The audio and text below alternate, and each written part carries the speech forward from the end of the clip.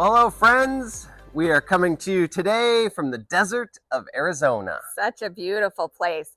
And I will be honest with you, I've said it before, but this landscape has grown on me over time. I didn't always love the desert. At first, it was harsh to me. It was sparse, it was unforgiving, brown. But the longer we've been here and come here, the more I've noticed how much the desert has to teach us about God and about ourselves. Some of our friends, Jeff and Sid Holsclaw, recently wrote a beautiful book called Landscapes of the Soul. And it's a book that looks at our interior landscapes, our emotional and our spiritual lives through the lens of attachment theory. And this is how we learned to love, how we learned to trust, how we learned to survive, and how those early landscapes shape how we relate to God and to others. In Deuteronomy in the Bible, chapter 8, we read about the desert and a time when the people of God had been living there for like 40 years. And we read about how God says he humbled you by letting you be hungry so that you would learn that you don't live by bread alone. You live by every word that comes from the mouth of God.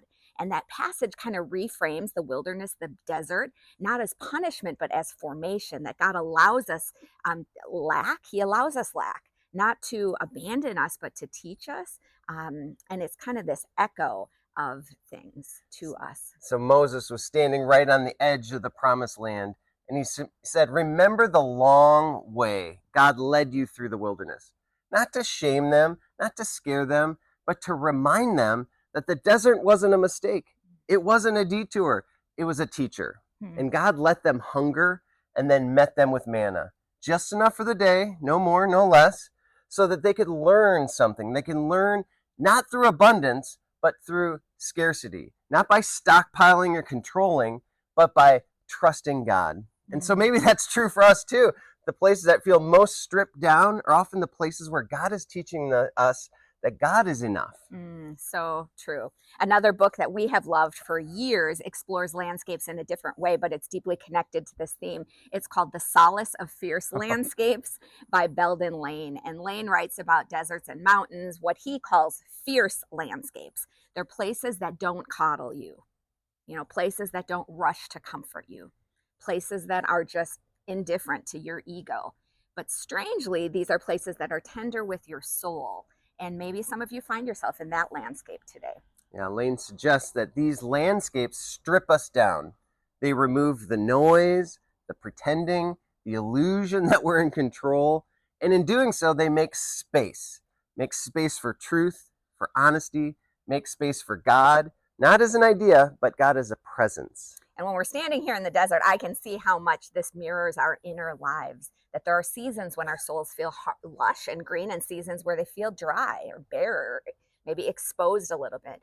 Maybe a more nuanced way to talk about this is not just seasons, like you're either in a lush green season or in a desert season, but more like parts inside of you, places that often coexist in the interior landscapes of our souls. I could be in a lush green flowering moment with beloved family and friends, and suddenly I have this wave of interior melancholy or pain.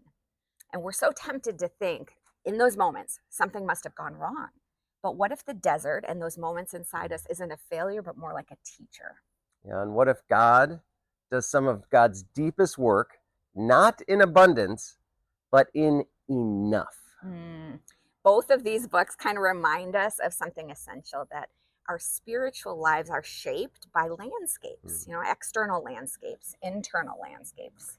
And God meets us in all of them, not just the beautiful or the easy places, but also in the fierce ones, the quiet ones, and the ones that ask us to let go. So, wherever you are today, whether your soul is feeling like a lush garden or maybe like a fierce desert, just remember you're not alone. God is already there, and even the fiercest landscapes can become places of deep solace. Yes. So grace and peace, friends. We are so glad that you're on this journey with us.